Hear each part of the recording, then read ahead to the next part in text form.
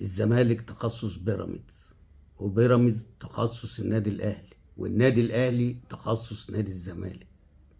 ايه النظريه الملعبكه دي؟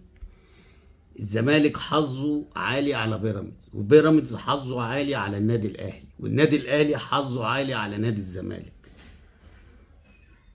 مقارنه غريبه ونظريه عجيبه بصراحه يعني. مبروك لجماهير نادي الزمالك اللي هي ما راحتش، واللي هي راحت، واللي هي موجوده، واللي هي حضرت المباراه.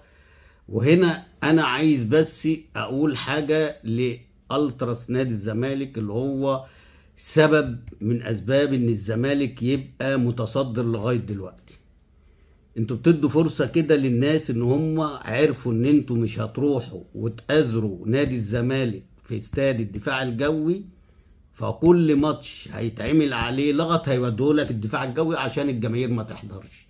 انتوا كده بتدوهم الفرصه دي بس كنت حابب اقولها، بس خلي بالكم من النقطه دي.